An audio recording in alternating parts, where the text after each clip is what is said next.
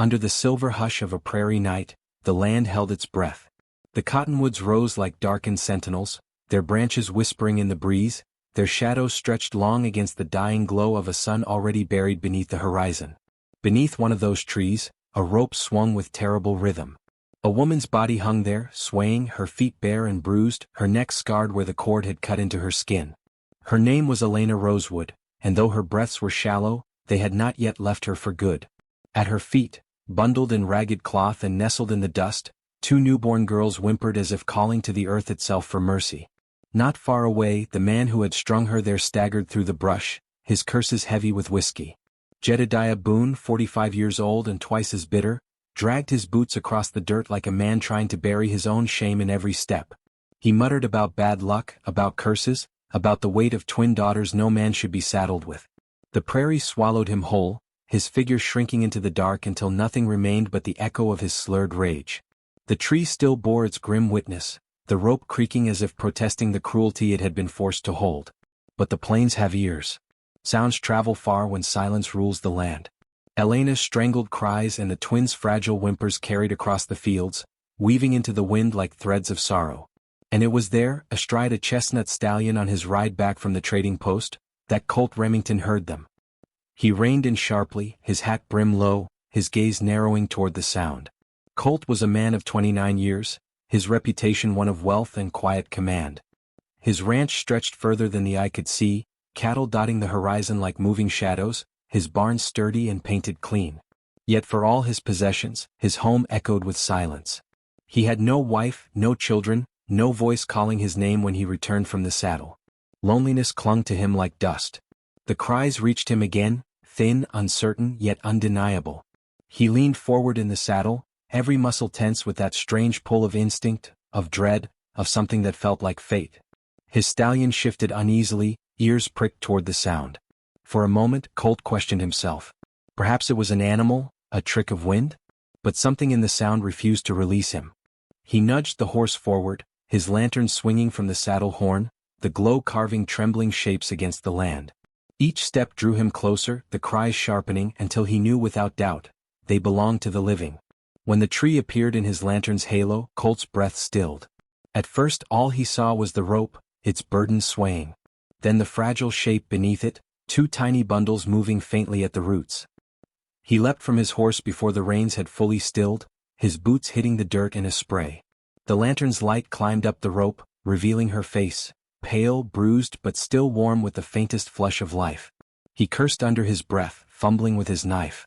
The rope was coarse and dug deep, but his blade made quick work and her body slumped into his arms. He laid her gently against the roots, every movement deliberate, reverent, as though the prairie itself had appointed him her caretaker. Her chest rose shallowly. Her pulse was weak but present. Relief cut through him, raw and immediate. Then came the wail of one twin, sharp and piercing, while the other's was weaker, almost fading. He knelt, his hands shaking as he lifted each child. Tiny, fragile things, their skin flushed red against the pale moonlight. One girl clutched his finger with a surprising strength, while the other seemed too tired to cry. Colt's throat tightened. A memory struck him unbidden. His younger sister, Clara, frail and starving in a winter long gone, her hand limp in his as she slipped away before help could come. He had been just a boy, helpless then, and that helplessness had carved something jagged into him that never left. Not again. Never again. The vow formed silently in his chest, heavy and certain. He gathered the twins, then Elena, balancing the weight with care as he brought them to his horse.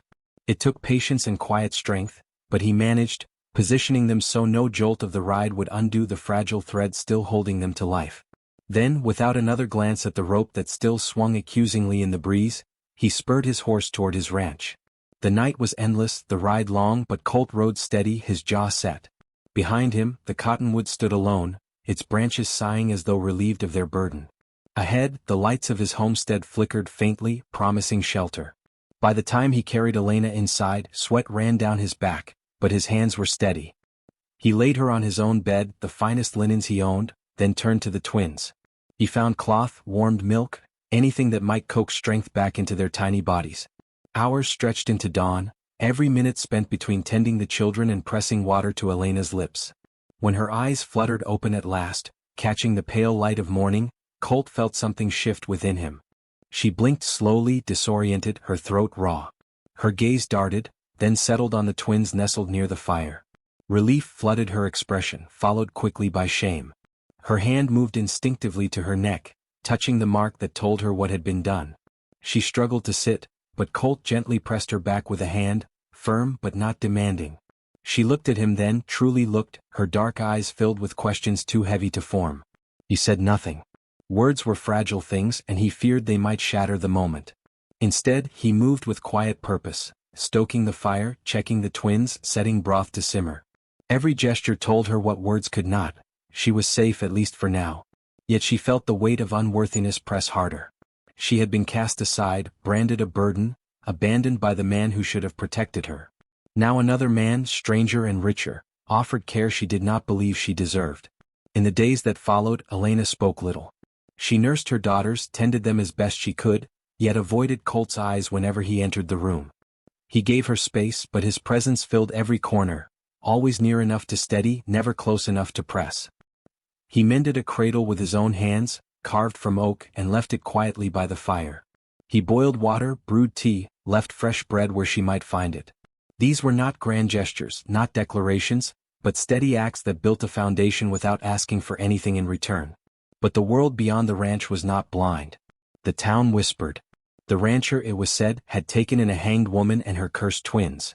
Folks at the saloon laughed low, calling her a stain on his good name, a foolish charity that would sour his fortune.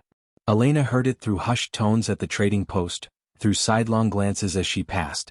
Each whisper pressed deeper into her skin, a reminder of her place in their eyes, less than unwanted, unworthy.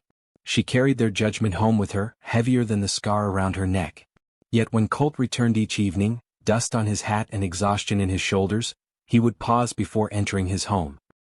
He would look toward the window where the fire glowed, where the shadows of Elena and her daughters flickered, and something in his posture softened. He bore the weight of the town's scorn without flinching. His silence became his rebellion, his quiet care a declaration louder than words. Elena felt it each time he set down his gloves, each time he fixed something broken, each time he gave space without abandonment. And still she avoided his gaze. For to meet it meant believing she might still belong to the living.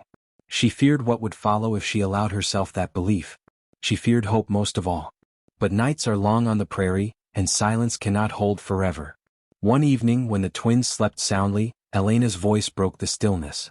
Rough from disuse, yet trembling with quiet strength, she asked him why. Why had he stopped? Why had he chosen to save her, a woman already discarded by her husband and the town alike? Colt paused, the firelight catching the lines of his face, shadows playing across his steady gaze. He did not answer with words at first. He moved to the cradle, gently brushing a strand of dark hair from one twin's brow. His hand lingered there, not out of possession but of recognition. Then he spoke, voice low, almost hesitant. Because once someone I loved needed saving and I couldn't. I won't let that happen again.